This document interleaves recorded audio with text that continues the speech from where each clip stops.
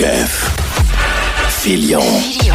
Avec Jeff et sa gang. Radio X. On est où, là? On est le 17. On est le 17. Parle-moi de ça, toi. Des choses à fêter aujourd'hui, Jeff. Ouais, c'est une longue liste de choses aujourd'hui. Beaucoup de choses à fêter. Salut mon ami JC, Jean-Claude. Mr. White est dans la coquerie en train de... Écoute, on n'a pas arrêté un matin, nous autres, là. C'est les 15 ans de Radio Pirate. Regarde. Ma blonde écoutait ça en haut tantôt. Elle écoutait ce que tu avais fait sur le web, Mr. White. Jerry était salué aussi. Yann Sénéchal est déjà parmi nous. Puis c'est fou. Jamais on aurait fait ça. 2006, lancer une radio Internet. C'est quoi ce plan de fou-là? Il fallait vraiment être un peu... comment est-ce qu'on peut dire? Vraiment, sans crainte, sans aucune... Tu sais, des fois... Fearless. Ouais, on n'a pas de place à réfléchir parce que tout était là pour que ça fonctionne pas. Plusieurs nous avaient dit ça va durer quelques mois seulement. Finalement, on a eu un succès extraordinaire et Radio Pirate, après 15 ans, dans les prochains mois, va devenir gratuit. On suit le mouvement mondial, donc Radio Pirate aura son podcast quotidien gratuit et toujours le premium pour les gens qui sont abonnés via jeffillion.com. Et si jamais ça vous tente de vous abonner, eh bien, on a le mercredi quelque chose de le fun qui s'appelle Tout le monde à droite. Genre de tout le monde à parle, mais tout le monde à droite, parce que tout le monde en parle, c'est full à gauche. Et on a des panels toujours un peu diversifiés avec des invités vedettes. Souvent, ce matin, c'était le maire l'ancien maire de Trois-Rivières, monsieur le maire qu'on aime beaucoup, monsieur Lévesque. Avec Yann Sénéchal, il y avait Éric Duhem et notre ami Jerry, le sage homme de droite, donc puis c'était vraiment bon. Puis je veux saluer, en parlant avec monsieur Lévesque, avec Yves, qui est super fin.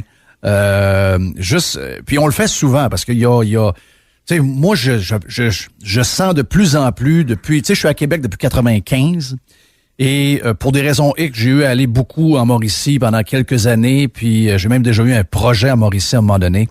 J'ai toujours pensé que la Mauricie se rapprochait beaucoup de Québec avec les années. Je dis pas que c'est en train de devenir une ville unie, il y a quand même 55 minutes entre ma maison puis Trois-Rivières, mais tu sais, Trois-Rivières, avant, on disait c'est entre Québec et Montréal, mais je pense que Radio X a fait de quoi en Mauricie que la Mauricie fait partie maintenant un peu de notre... On est un peu la même gang. On est un peu la même région. Je comprends que des gens fiers, Shawinigan, tous les coins, Trois-Rivières-Ouest, etc. On veut garder notre identité, mais tu sais, avant, Trois-Rivières se cherchait un peu. On est-tu plus à Montréal, plus... Parce que tu peux avoir le Journal de Québec, tu peux avoir le Journal de Montréal, tu peux pogner les stations de Montréal, tu peux pogner les stations de Québec. Et choix Radio X un peu foqué à patente. Je pense que ça, on peut le dire. Donc, on le dit pas assez souvent, on vous salue souvent, mais M. Lévesque me disait ce matin, il dit, j'ai un chum concessionnaire qui voulait savoir qu'est-ce que ses clients au service écoutent pour savoir quel pub il doit acheter. Et le sondage qu'il a fait a regardé les voitures qui rentrent dans le garage, sur quelle station ils étaient, à Trois-Rivières, OK? C'est 6 sur 10 sur Radio X. Oh. Wow. Non, les gens de Trois-Rivières, les gens de partout, là. Les gens de partout, on sait que Radio X, avec le web maintenant, et surtout ce qui est arrivé au cours de la dernière année, est devenu une station provinciale. Je pense qu'on peut le dire carrément comme ça.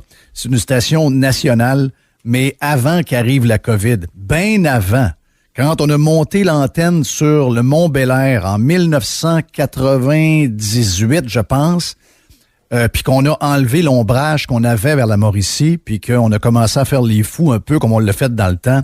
Il y a une histoire d'amour qui est partie avec les gens de la Mauricie et qui dure toujours. Donc, tous les nouveaux, on vous souhaite la bienvenue, mais les gens de la Mauricie font partie de la famille initiale de Radio X. Je tenais à vous saluer. Donc, aujourd'hui, c'est ça. Donc, c'est 15 ans. Incroyable. 15 ans, regarde, juste à y penser, ça me fait peur. Puis en même temps, regarde, je suis très fier de ce qu'on a pu faire au cours des 15 dernières années. Plein de gens ont participé à tout ce projet-là. Yves était là, Marie était là, Jerry était là, plein de gens étaient là. Ma blonde est très importante là-dedans. C'est elle qui gère toute la patente, c'est la chef d'orchestre. On a été aidés par beaucoup de monde au niveau technique. Mon chum Sébastien, tous ceux qui nous ont donné un coup de main.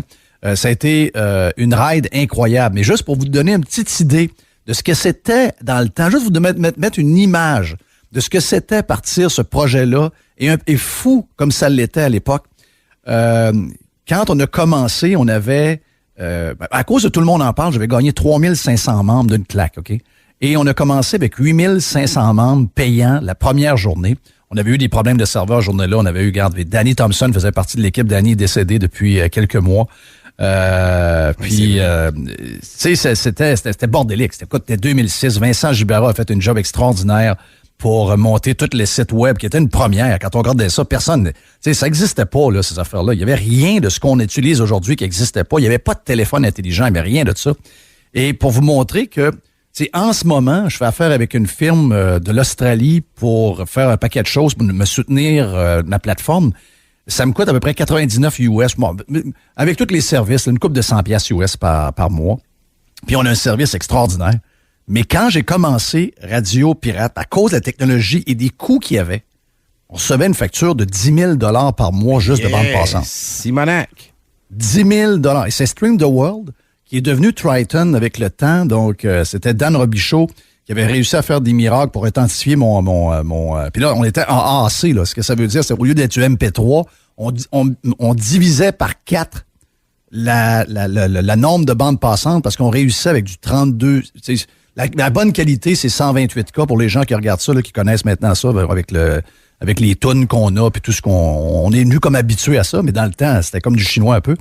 On avait réussi à trouver une technologie qui nous permettait d'avoir une qualité 128, mais à 32K, qui était du AAC+.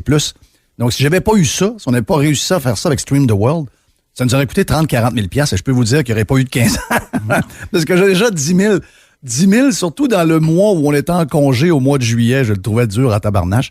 Mais c'est pour vous montrer de où on est parti. Donc, tu sais, et je pense que dans les jeunes, peut-être plus vieux, on a un peu de plus de misère.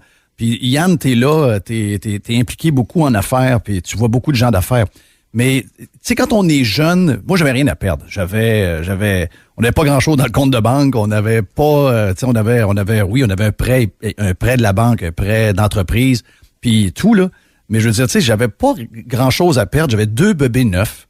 Mais c'est vraiment dans les années jeunes qu'on peut partir des projets un peu fous de même. Parce que quand on vieillit, on vient à analyser un peu plus et on commence à avoir peur de perdre les acquis qui vont nous permettre de peut-être survivre pendant qu'on sera plus âgé puis moins actif, etc. Donc, quand on a à motiver l'entrepreneurship, c'est vraiment jeune qu'il faut allumer ce monde-là parce que, tu sais, on y va d'une autre manière plus vieux. C'est sûr que si tu as beaucoup d'argent par après, tu peux investir dans des compagnies qui sont à risque. C'est paradoxal. Oui, c'est ça. Plus tu as d'argent, moins tu as envie de risquer, mais moins tu en as quand tu es jeune, tu veux foncer dans le tas. Je te dirais qu'il y a 2 groupes. Je te dirais, tu sais, il y a 2 groupes. Il y en a que tu as assez d'argent. Oui, tu as beaucoup d'argent pour assurer d'avoir une belle vie à ta retraite, mais il y en a qui ont beaucoup, beaucoup d'argent, puis eux autres, en finissant, ce qu'ils font, oui, ils donnent à des œuvres, mais ils vont prendre de l'argent qui est hautement à risque, puis ils vont investir dans tes petites entreprises parce qu'ils ont du fun money. Là, c'est du love money, c'est ça. C'est ça, c'est de l'argent pour s'amuser un peu. Puis, mais tu sais, quand t'es, mettons, je suis là, dans ma situation actuelle, jamais j'aurais fait ça de ma vie. Jamais j'aurais pensé faire quelque chose d'aussi débile. Trop à perdre. Oui. Donc, c'est pour ça que, tu sais, souvent on parle. Puis je sais que ça va être dur de partir la machine quand la COVID va être finie parce que là, on a donné des très mauvaises habitudes aux gens. On leur donne de l'argent à rien faire. Tu sais, je voyais ce matin des commentaires dans les journaux de gens qui se disaient « Ah ouais, retourner à l'école, ils sont l'air 4-5.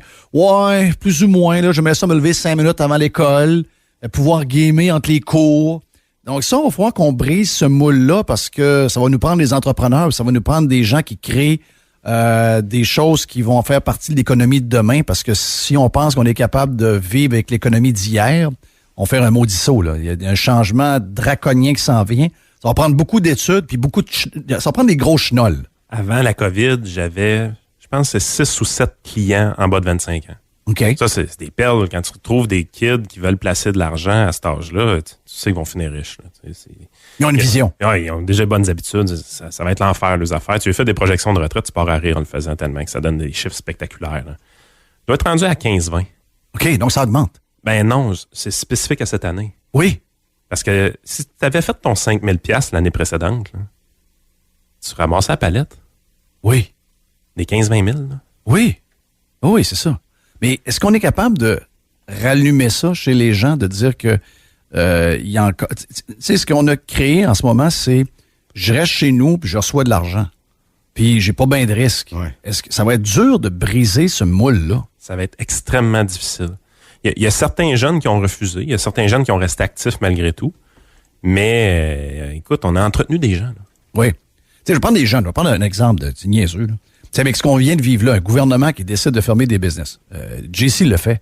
Puis il s'est fait fermer, puis mais même il peut même pas vendre sur le web. Puis ses compétiteurs dans les autres provinces pouvaient le faire. Ouais, ça, c'est très québécois comme problème. Là. Mais tu sais, imagine-toi si un gars plus jeune veut partir un commerce comme le tien, il va se rappeler ce que tu as vécu, puis il va peut-être se garder une gêne. Ah, ben, il en rouvre plus des commerces de même. Bon, ben voilà. Restaurateur, tu sais, je voyais le message de notre belle Lo. Es-tu belle enceinte de même avec sa bedaine? Es-tu belle? Ça s'en vient, hein? Et que ça s'en vient. Puis Seb qui nous annonçait qu'il quittait le Bon Entente. Ça en est un move de guts, ça, là. Oui, ben je sais pas qu'est-ce qu'il va faire. Oui, mais il y a une belle job. Je comprends que là, la restauration, c'est tel que tel, mais tu sais, c'est une belle job. Le gars, il est talentueux. Il pourrait rester là 25 ans. Là. Oui. Mais non, let's go. D'autres. Je sais pas le plan à Seb. Puis je sais que ultimement, ce qu'il veut, c'est peut-être son restaurant, mais puis il y aura des opportunités parce qu'il va y avoir des restaurants qui sont bourrés de stock avec une cuisine en stainless qui coûtera pas cher. Mais dans le fond de lui-même, avec un bébé qui s'en vient, il a quand même peur, avec ce qu'on a vécu, il sait quelque chose qu'on savait pas avant. Ça se peut qu'il se parte une business, qu'il emprunte 250 000 $ pour la partir, puis ça se peut que dans 1 an et demi, il arrive quelque chose que le gouvernement dise « je ferme ». Écoute, c'est une réalité que tout le monde prend pour acquis aujourd'hui. Moi, tu sais, quand je suis parti en affaires, perdu ma job, quand même assez sécure. Je gagnais 75 000 par année quand j'ai perdu ma job. Là, je suis tombé, j'ai dit, OK, je fais le move, je m'en vais en affaires, je veux plus avoir de boss plus jamais de ma vie. Mais dans le fond de moi, tu sais, je me disais tout le temps, ma femme est pharmacienne, fait un bon revenu, tu sais, j'étais quand même padé. T'avais une sécurité. Puis en bout de ligne, j'étais encore actuaire, tu sais, je peux retourner faire ce job-là. Fait que je trouve que je l'ai eu facile comme entrepreneur pour partir à cause de ça. Mais en même temps, quand tu regardes le chemin parcouru... Parce que ton développement est gros. Là. C'est ça va faire 10 ans. Faut t'en prendre un peu. Là. Non, j'en prends, mais ça va faire 10 ans. Puis c'est là que tu te rends compte que faire le saut, là, quand tu fais ce saut-là, tu sais pas dans quoi t'embarques. Non. T'as aucune espèce d'idée dans quoi t'embarques. Puis je vais vous dire une affaire, je sais pas s'il faut over-analyser. Ah, faut pas. Parce que si on over-analyse, on le fait pas. La première chose qu'on montre dans une école d'entrepreneurship, c'est on va montrer comment faire un plan d'affaires. Un plan d'affaires, c'est pour têter des subventions. OK? Oui. Si tu penses faire un plan d'affaires, partir en affaires, arrête de perdre ton temps. Si tu penses partir en affaires un jour, pars en affaires. Oui. Écoute, moi, on m'avait dit, fais une étude de marché. Et j'avais un ami dans le temps qui est entrepreneur, quand même assez efficace. Il est venu voir où est-ce qu'on voulait ouvrir notre local. Il a dit, écoute-moi bien, t'as un McDo à un coin de rue, t'as un Dollarama, l'autre bord. Ton étude de marché est faite. T'es à la bonne place, t'as le bon local. C'est bon. Non, mais c'est vrai. Ben, c'est ça. Oui. Oui, il faut pas s'enfarger trop des grandes histoires. Là. D'après moi, Jeff Bezos, quand il a lancé son affaire dans le garage, il n'a pas grand plan d'affaires. Un bon entrepreneur, écoute, j'en connais plein. Il sait. Mais dans ma clientèle, j'ai toutes sortes d'entrepreneurs. J'en ai qui sont en informatique, j'en ai qui sont dans le manufacturier. J'en ai toutes sortes d'entrepreneurs. J'en connais au-dessus de 70-80. Mais quand je les regarde, si je cherche un trait commun, ils en ont tous un. C'est le même. Capacité de prendre une décision dans une fraction de seconde. Oui. Cloc. Ouais, très rapide, très vite. Des quick. Puis, s'ils se trompent, c'est pas grave. On s'arrangera après. Oui, c'est ça. On Mais répare. pas de niaisage. Sinon, si tu niaises trop sa décision, t'as bien des chances de prendre plus la mauvaise. Moi, je pense que quand tu le vois, il va avec ton pif. Mais sûrement une capacité aussi à prendre des bonnes décisions en une fraction de seconde. Oui, il y en a qui sont systématiquement faits pour se tromper tout le temps. Là. Ouais. Mais la plupart de ceux-là que je connais veulent pas, ils ont eu un certain succès parce qu'ils sont rendus à placer de l'argent. Mais quand tu les regardes aller, là, c'est astifié qu'il n'y a pas de niaisage avec ce monde-là. On s'en va là à peu près, puis le chemin, je m'en fous un peu. C'est pas important le chemin. C'est quoi, c'est une des visionnaires ou c'est des gars, mettons, on leur faisait un test de QI. Est-ce que c'est des gens de 124, 125? Non. Pas nécessairement? Non. C'est l'instinct. Feeling guts. L'instinct. Beaucoup d'instinct. Parce que les gens, tu sais, souvent, c'est des meneurs d'hommes dans le sens qu'il y a des employés, des choses comme ça. Puis ce qu'on remarque beaucoup avec ces gens-là, honnêtement, c'est que les employés cherchent un leader. Puis un leader, ça sait où ça s'en va. Ouais. Puis d'un coup que tu as l'impression que ce leader-là, il sait où il s'en va, puis il est prêt à mettre la main à la pâte pour aller vers là, puis il est prêt à mettre les efforts, c'est facile pour les gens d'embarquer. Les gens embarquent systématiquement avec lui. Mais JC le dit, il y a du courage. Et le courage, c'est pas quelque chose que tu Le courage, tu l'as en dedans de toi. Pas de l'intelligence. Non, c'est comme une espèce de feu en dedans de toi, quelque chose. Tu peux pas le prendre nulle part. C'est quelque chose que je pense que tu as ça quasiment à la naissance. T'es courageux. T'es quelqu'un de courageux. Ah oui, t'arrives sur un accident de char, là. Il y a 5-6 chars qui arrêtent.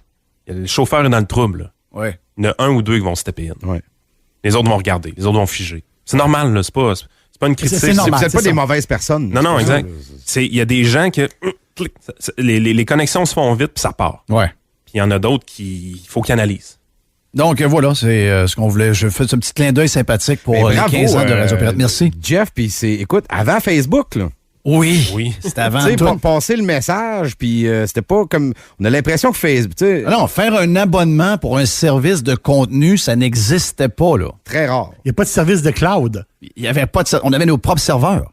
On était avec Stream the World pour la bande passante. On avait nos propres serveurs physiques. Ah oui. Quand tu dis que AWS, donc Oui. Amazon Web Services, ça a été lancé le 3 mars 2006. Tiens! Et Facebook en septembre 2006. Donc, ils ont ouvert 2 semaines avant, mais ils n'étaient pas prêts à faire de business avec nous. On était trop gros pour eux autres. On était trop gros pour eux autres. Le pire, c'est que c'est probablement vrai. Ouais. Puis l'autre affaire, c'est ma blonde. Donc, ça fait 21 ans aujourd'hui. Ma blonde qui... J'ai dit, d'après moi, je vais te toffer 25 ans. J'ai dit, Tu m'as dit ça le matin, j'ai trouvé ça bizarre. Ben oui, j'ai dit, d'après moi, je vais toffer. Oui. On va toffer 25. On est correct. On est rendu à 25, il y a comme un genre Il y a un reset. Il y a un reset. Il y a un reset, ça retombe à zéro. C'est comme ça. un autre. C'est des tranches de 25. Ah, Bon. OK. Mais jamais j'aurais pensé ça de ma vie. Moi, je me voyais pas en couple vraiment. Tu sais, j'avais comme statué que j'étais un gars qui allait toujours un peu être un peu tout croche. Donc pour moi c'est extraordinaire. C'est extraordinaire. La vie de famille, la patente, tout le monde fier de mes filles. Hier, ma plus jeune a eu ses photos de finissantes puis tout. Regarde, puis je suis pas en train de vous parler en ce moment si ma blonde n'est pas là. J'aurais probablement sacré le camp bien avant. J'aurais reparti à zéro. J'aurais eu un pack-sac sur le dos. J'aurais... Tu sais, avec ce qui est arrivé le 17 mars 2005, ça aussi, c'est un autre anniversaire. À partir de là, si ma blonde n'est pas là, me connaissant de mon passé, je suis là. Qui est un nomade sédentaire. Je suis un nomade sédentaire. Je suis un nomade sédentaire. Mais c'est ça. Donc, je dirais le backbone de tout ce qui se passe alentour de moi puis dans notre famille puis tout. Moi, j'ai jamais eu j'ai jamais eu des gars que ça lui fait comme mal de dire ça, là. Moi, le leader de la gang, c'est ma blonde, là. Hey, mais c'est vrai, je te l'ai jamais demandé. T'as hésité combien de temps avant de faire le move? Le move de la job? De dire, on start Radio Pirate, là. Entre l'idée... Ça, c'était moi. J'ai dit à ma blonde, à un moment donné, 2 semaines après, à peu près. Donc, c'était déjà clair. Puis, j'avais mon plan, puis je savais exactement où je m'en allais. Puis, techniquement, je vais te dire... tu sais, quand j'y repense aujourd'hui, puis je veux saluer Vincent Gibara parce que Vincent, ça fait longtemps que j'ai pas vu Vincent, mais il était important, tu sais, pour un gars qui code, de coder une patente de même qui n'existe pas. Et aujourd'hui, il est devenu, tu sais, s'abonner, prendre du contenu, ça a l'air tellement niaiseux, tout le monde fait ça. Mais en 2005, pour se préparer en 2006 à le faire, puis t'arrives pas là avec 1 million, là. Tu sais, je peux pas arriver avec 1 million, là. J'ai pas 1 million, là. J'ai tel nombre, là. Tiens, pour le site web, j'ai 50 000. OK? On fait, c'est des miracles, là. C'est des miracles. Mais faut que tu saches que tu veux, tu pognes les bonnes personnes, Puis ma blonde a dit, moi, j'ai sauté là-dedans. Elle a dit, je t'ai cru. Elle dit, go, on y va, on fonce. Ah, mais il faut jamais sous-estimer comment l'appui du conjoint ou de la conjointe est important dans le départ en affaires de personne. Puis plein de gens me disent, ouais, mais avec le succès que tu as à choix, tes retours à choix, tu sais, je veux juste dire une affaire, là. Pendant ce temps-là, Radio Pirate s'est associé avec beaucoup de monde. On a fait 5 ans avec XM. On a eu 5 ans de bonheur. Quand t'es arrivé Sirius, c'était plus compliqué un peu parce que la gang de Sirius, c'était Radio-Canada. Puis là, c'est devenu politique. Donc là, ça a été très lourd. Puis à cause de ça, ça finit. Mais il nous restait une couple d'années de contrat. Ils ont été très, très, très corrects. Avec XM, on avait une relation extraordinaire. Quand Sirius est arrivé, c'était comme bizarre un peu. Puis j'ai eu une super relation. Belle, j'ai rencontré des bonnes personnes. Jean qui était là, Martin Spalding qui est plus là depuis quelques semaines maintenant. J'ai rencontré mais j'étais pas chez nous.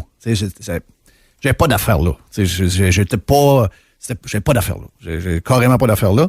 Et il y avait une cicatrice envers Radio X, puis c'était pas le brand, puis c'était pas personne. Tu sais, il y avait eu une fin qui était historique, qui a été un peu mal faite, là, on va se le dire avec le temps, là, qui a été très, très mal faite. Puis, tu sais, j'étais déchiré, mais il fallait, à un moment donné, finir ça comme du monde. Puis, quand Phil a appelé, moi, j'avais décidé, une fois que Bell s'était terminé, j'avais décidé que je me concentrais uniquement sur Radio Pirate, que c'était fini, puis que je ne refaisais plus de radio traditionnelle.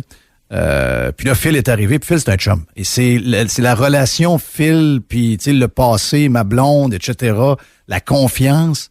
Puis, c'est pas Radio X, parce que j'avais eu des offres d'autres, mais le fait d'être de retour à la maison, ça l'a tout changé, la patente. Puis là, ben, c'est sûr qu'on pourrait s'asseoir avec la direction de Radio X, puis probablement sceller la fin de ma carrière dans 5 ans, dans 6 ans, dans 7 ans, dépendamment combien de temps je vais encore travailler. Mais je sais que ça va être probablement là que ça va se passer. Et les gens me disent tout le temps, ouais, pourquoi tu fais Radio Pirate le matin, puis tu fais Radio X le midi, tu donnes l'ouvrage. Oui, mais on a des employés, on a ci, on a ça représente encore 50 de notre chiffre d'affaires. Donc, tu sais, demain matin, arrêter 50 de notre chiffre d'affaires. Il y a du monde qui perd le job. Que je fais ça comment, là? Donc, on est un peu pogné dans ce modèle-là. Puis là, en plus, avec l'offre maintenant qu'il y a, le mélange de contenu gratuit, les gens en veulent de plus en plus, mais en même temps, il faut que tu sois rentable, etc. Le modèle évolue, il change souvent, mais c'est jusqu'à maintenant, je trouve ça dur. On va vous le dire sincèrement, je trouve ça dur. Je fais quasiment 2h30, 2h45 le matin, puis on fait un autre. Puis c'est deux concepts complètement différents. Puis quand je finis à 2h, je suis un peu légume. Je vais vous le dire, là, je suis vraiment paf. Là. Si vous me parlez au téléphone à 2h pour différentes affaires, des fois, ça se peut que je dise oui, puis j'ai pas entendu. Là. Ouais. Mais tu sais, je suis un peu. Mais. C'est pas une bonne idée de dire ça à tout le monde, Jeff. Je sais. Je sais. Mais tu sais, le lundi, je vous avoue que. Je t'appelle 2h30 tard. Oui. Là, tu feras un fil parce que j'en ai une couple déjà j'en ai une couple de cédulés déjà. Mais, tu sais, le lundi, je vous cache pas que des fois, je me dis, ouais, c'est tough. Mais j'aime ça. Tu ferais quoi, de toute façon? Tu sais, j'aime ça. Tu prendrais des marches, là? Ah non! Je serais jamais capable d'arrêter. Tout le monde qui me connaît savent que tu sais, même si un jour je finis de faire de la... Anyway, Radio Pirate ne fermera jamais. Ça, je vous le garantis, là. J'ai promis à mes membres de jeffillion.com, donc des pirates de la première heure, que le 25e, on fête ça à Cabosse. On s'en va au Cabo Wabo. Au Cabo Wabo de Sammy Hagar. Je m'arrange avec Sammy, on fait un méchant party. Oui. C'est Sammy qui va faire la musique avec son band. Regarde, on va se faire quelque chose de le fun. Ça va être à Cabosse. On paye pas tout, là. C'est ça. Là, si tu dis ça dans 10 ans, tu te fais-tu traiter de covidio, organiser un party dans 10 ans? Ouais, je sais plus, là. Dans 10 ans, il n'y a plus de voyage, Jeff, c'est fini. Ben, je sais qu'il y en a qui en veulent plus de voyage, là. J'ai lu ça, là. J'ai lu que. Ça va coûter 1 million aller en Floride. Faut profiter de cette période-là pour arrêter le touriste de masse. C'est ça que j'ai compris, là. Non, ça, c'est assez spécial. Comme ça, on s'en doutait pas. On l'avait senti un peu. Mais regarde, on a Yann Sénéchal pour jaser de tout ce qui s'est passé hier. On le fait tout de suite. Yann, je sais que le temps, je sais que tu es en train de regarder ton heure. Tu dis, ouais, comment est-ce qu'on va s'organiser? On va s'organiser. Mr. White est en train de me faire le signe, là, donc on va faire le timing comme du monde. Mais tout ça pour essayer de résumer ce qui s'est passé hier. Moi, j'ai pas écouté live. Là. J'ai pas écouté live. Mais on prend les bouts, là, vive les médias sociaux maintenant avec les vidéos. Puis je pense que Frank est avec nous autres. Je pense que Monsieur Radio X est avec nous. Salut. Il y a deux choses que je retiens. C'est je retiens qu'on trouvera toujours toutes les raisons du monde pour pas nous redonner notre vie.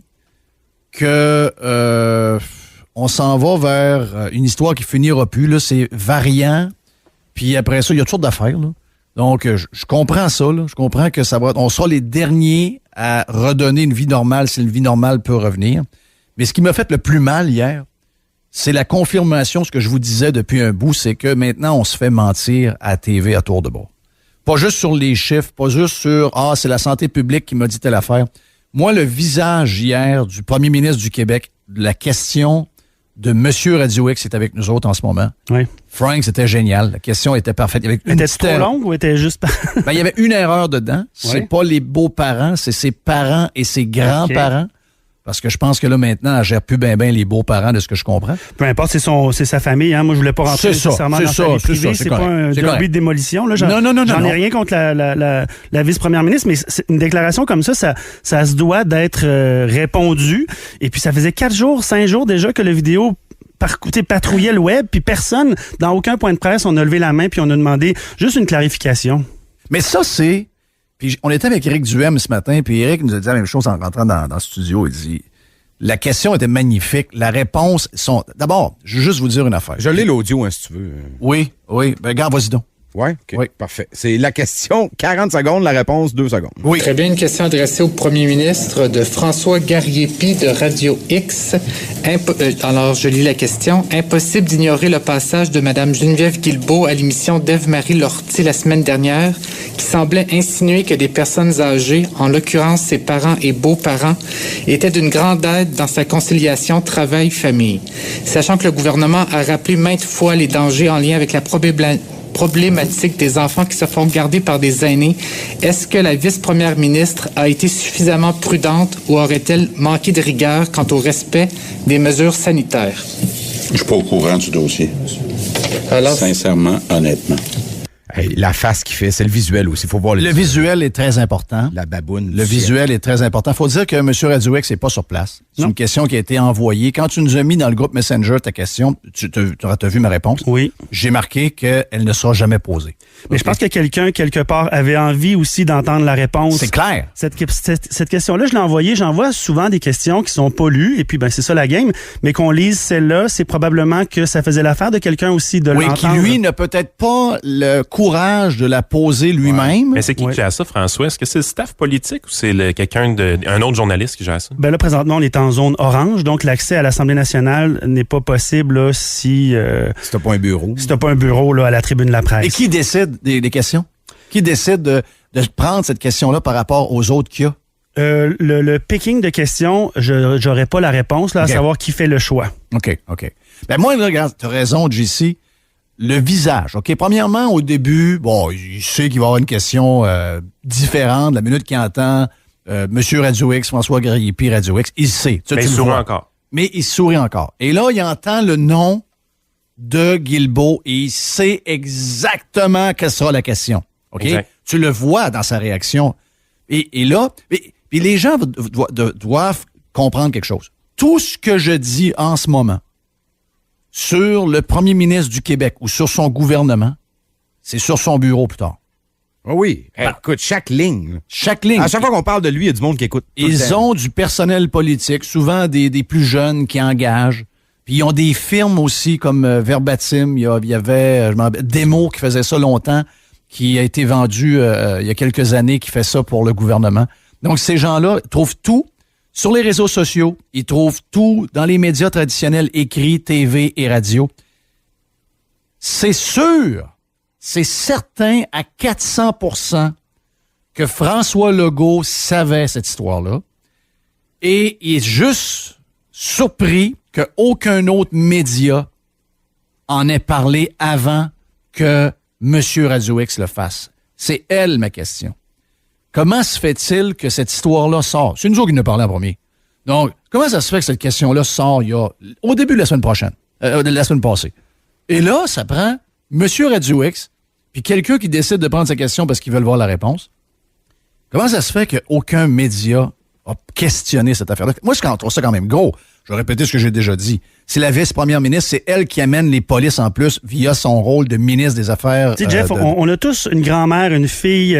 Ça fait longtemps qu'on s'est pas vu. Là, les générations dans ma famille, ma fille de 17, ma mère de 83. Tu sais, ce que je vis, là, c'est ce que tous les Québécois vivent présentement. Ça fait depuis cet été que nos enfants ont pas vu leurs grands-parents. On est épuisés, on est fatigués. Puis là, dans une entrevue qui semble anodine, parce qu'il faut rappeler que les politiciens, souvent, ne se méfient pas des entrevues dites super le fun, là, genre... salut, bonjour. Genre, salut, bonjour. Mm-hmm. Couillard, quand il est allé à CKMF à Montréal, ça a été son chant du cygne, son Waterloo. C'est ça, il se méfie pas de ces entrevues-là. Puis là, ils disent des choses qui doivent pas être dites, ou du moins, en tout cas, qu'ils les mettent dans l'embarras. C'est ça, exact. Donc, comment se fait-il, Yann, que les médias... Je peux plus entendre la réponse qui sont subventionnés. C'est quand même gros, là. C'est quand même la femme qui nous fait des conférences de presse trop souvent pour nous faire des leçons, nous parler d'envoyer la police dans les maisons. C'est eux autres qui ont décidé que ça coûtait 1500$. Puis là, à partir de maintenant, on fait semblant que les gens sont dociles. On n'a pas le choix. Si on fait pas ce qu'ils nous disent, c'est 1500$. C'est pas le moyen de payer ça. C'est quand même lourd ce qu'ils nous imposent. Et de voir que ces gens... Ça fait très communiste dans le temps, le party en URSS des gens qui étaient dans la clique en haut, qu'eux autres vivaient l'abondance, tandis que le peuple crevait de faim. C'est un peu une image semblable.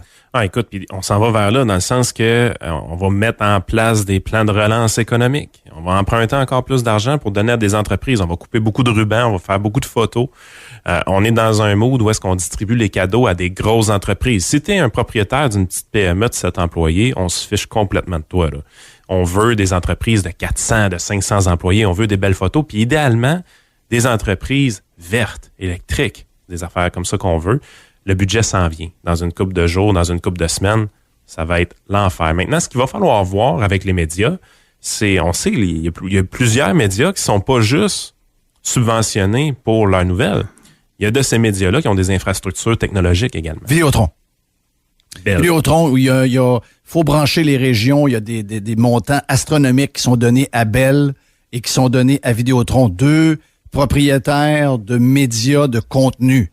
Que ce soit CTV pour Bell, que ce soit maintenant leur poste de TV local où ils vont avoir un bulletin de nouvelles. Québécois, qui est un incontournable, qui est la plus grosse machine médiatique. Mais je veux dire, quand même, là, je peux comprendre qu'on peut... le couvre-feu, c'est correct. Mais là, c'est plus gros que ça, là. C'est ta vice-première ministre qui joue la vie normale. Ah, ben là, on a eu un bout de dur là, avec les enfants. C'est pas facile, le CPE. On a une chance qu'on a les grands-parents et mes parents.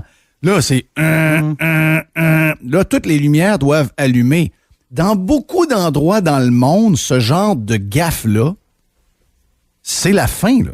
Oui. Puis le pire, c'est la fin. C'est la fin. C'est la fin. Mais ce matin, Mme Guilbeault a parlé aux journalistes ce matin. OK. Il y avait une conférence de presse ce matin. 9h45, il y avait un point de presse directement à l'Assemblée nationale. La question rebondit, j'imagine. Ben, Est-ce que la question rebondit?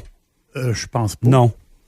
Je pense que Mme Guilbeault a dit je demande aux Québécois de continuer à respecter les mesures sanitaires et les consignes édictées par la santé publique. Mais je pense pas qu'il y a des journalistes qui pour moi, elle n'a plus l'autorité de le faire. Ah, puis François Legault, hier, tu sais, on peut-tu se dire quelque chose? C'est une pièce de théâtre. Hein. François Legault, là, on le sait depuis un bout qu'il ment. Oui. Ce qu'on a découvert hier, là... C'est qu'il est bon. Non, c'est qu'il est pas bon. Ah, OK. Ça m'intéresse qu'il est bon. Demain matin, là, je joue au poker, mes chums, là. Moi, je veux jouer au poker avec le... C'est sûr, je l'invite, là. Oui. Oui. Tout paraît dans sa face. Mon jeu est vraiment pas bon. Non, je pense que je suis dans le trouble, Ah oui. là. Quand il regarde le flop, là, tu dis, oh boy, là, je vais pas relancer le gars, c'est sûr. Dans ses yeux, tu vas voir, OK, là. Quand il voit le flop, là, tu sais qu'il y a une perte d'as ou il y a quelque chose de gros dans son jeu. Juste pour finir sur ce qui est arrivé hier, est-ce que les médias ont décidé, et même le gouvernement, d'utiliser maintenant à profusion le terme troisième vague? Là, on les voit, on l'utilise pour la France, on parle de l'Italie, etc. Là, on est parti dans un mot troisième vague. Vraiment. Comment on fait pour casser ça, alors que les statistiques sont bon? Il y a une petite augmentation du nombre de personnes aux soins intensifs, mais en général, je veux dire, c'est quand même assez tranquille en ce moment, là. On est revenu à ce qui était, là, 3 jours ou 4 jours. Les soins intensifs. Oui. C'est mineur, là. C'est vraiment mineur. Puis la game, c'est la suivante, c'est que là, les cas, c'est vrai aussi en Italie puis en France, là, les cas, va falloir arrêter de focusser là-dessus parce que les personnes vulnérables, les plus vulnérables des plus vulnérables, là, les gens CHSLD au Québec, sont vaccinés avec une dose. OK. La plupart. Ou malheureusement sont décédés. Ou c'est ça. Oui, puis c'est exactement ça la game, là. Malheureusement. Écoute, si il y a le virus qui rentre dans ces endroits-là, parce qu'on l'a vu, là, à Montréal, c'est 50% du personnel qui n'est pas vacciné encore. Ça, c'est impensable dans ma tête, mais bon, c'est comme ça. Si le virus y rentre, il va y avoir de ces gens-là qui vont être infectés. Il va y avoir, si tu fais un dépistage massif dans les CHSLD, il y a de ces gens-là qui vont être positifs. Oui, mais là, t'as peu, là. J'ai la misère à suivre, là. Là, on entend 2 affaires. On entend des spécialistes qui nous disent le vaccin t'empêchera pas de pogner la COVID. Mais hier, le PM a dit, et je le cite, là, tu vas me dire, il commence à jouer pas mal d'inventerie. Ouais, ça, c'est problématique. Mais il l'a quand même dit. Il a dit, bon, ben la semaine de relâche, au lieu de nous dire, vous avez été bon, puis tout ce que je vous ai dit à l'avance, ben je me suis encore trompé. Il a dit, la semaine de relâche, les résultats sont très bons. Ça paraît que le vaccin fonctionne. Il s'est trompé de crowd, hein? La crowd qu'on a vaccinée n'est pas en relâche. Non. Puis 2, on me dit que le vaccin n'empêche pas d'attraper la COVID. Exact. Écoute. Bon, mais là, c'est quoi qui se passe, là? Ce qui se passe, c'est que le premier ministre, là, il est fatigué. Puis il y avait un problème. Il nous a dit qu'on serait pas discipliné. Il nous a dit qu'on attendait de voir les effets de la relâche. On attend de voir si vous allez faire à relâche ce que vous avez fait à Noël. Ce qu'on n'avait pas fait en repensant, là. Fameux mensonge, là. C'est un autre mensonge aussi. Oui, un autre. Ben, finalement, ça se dessine pas. Mais là, il dit, comment je fais pour l'expliquer? Plutôt d'arriver juste de dire, ben, on est en pente descendante comme partout ailleurs sur la planète. Oui. Il arrive, non, le couvre-feu fonctionne. On sait pas trop comment, mais ça marche. Mais comment ça se fait que ça marche en Iowa? Mais alors que les restaurants ont jamais fermé, alors que les gyms ont jamais fermé, alors qu'ils ont enlevé depuis 2 semaines tous les masques et que tout est reparti comme avant la COVID et qu'encore aujourd'hui, il y a des diminutions de cas et il n'y a jamais eu de couvre-feu. Oh non, mais une chance qu'on a eu le couvre-feu. Mais non, comment ça, une chance qu'on a eu le couvre-feu? On est la seule place au monde où on a eu le couvre-feu et on a les mêmes descentes qu'ailleurs. Ça explique donc rien, le couvre-feu. Le vaccin te montre une petite armée d'anticorps dans ton système. Si le virus est présent puis tu t'infectes, tu vas probablement être infecté un petit peu, mais les anticorps vont le fighter tout de suite, ce qui fait en sorte que tu vas te ramasser avec une forme bénigne de la maladie parce que tu vas être défendu rapidement. Si on te rentre le Q-tips dans le nez puis on va voir si tu as le virus. Des chances que tu l'aies. Ben, c'est pas ce qu'il a dit hier. Monsieur Radio X est devenu une star, OK? Je le vois sur les réseaux sociaux, je le vois un peu partout. Monsieur Radio X est une star. Tu vis comment avec ton nouveau statut? Absolument le même rythme de vie là, qu'avant. Là. Je sais qu'on s'amuse beaucoup avec la question là, sur les réseaux sociaux, surtout sur Twitter, mais tu sais, juste revenir à l'intérieur. Avant, Phil m'a dit qu'il pensait te prendre un styliste. Ah ouais, pour les vêtements? Ça, c'est sûr que ça me semble être un talon d'Achille. Là. On m'en parle souvent de mes gilets. De tes pantalons. On m'a parlé de tes pantalons noirs la semaine passée. Tu étais avec une chemise qui sortait du plastique. Là. Il y avait encore les marques. Ben, ça, c'est Dom Moret. En fait, c'est à la cérémonie qu'il y a eu à l'Assemblée nationale, je me suis mis une cravate. Tu sais. Puis Dom Moret a dit que j'avais l'air du claviériste de Devo. Fait que je sais pas trop si c'est un compliment, mais je pense que non. Ça dépend. S'il y a son casse rouge sur la tête, c'est pas le fun. Là. C'est dans cette vidéo-là, c'est pas dans Whip It, c'est pas le fun. Là. Ouais, c'est ça. Mais je pense que moi puis Dominique, on s'habille pas pareil, puis c'est bien correct. Ben oui. Mais c'est parce que Dom, il reste d'un studio, toi, tu vas voir du monde. Ouais, puis Dom aussi s'habille avec des gilets de joueurs de hockey, là, comme quand j'étais en 5e année. Là, je suis pas trop si je pense pas que ça soit mon look non plus. Puis en plus, il paye le gros prix. Il prend même pas sur Wish ou Alibaba. Non, c'est tout le temps 500-600$. Bon, avant qu'on tombe sur mon style, on va faire une pause, Jackie. Hey, monsieur Radio X, bravo.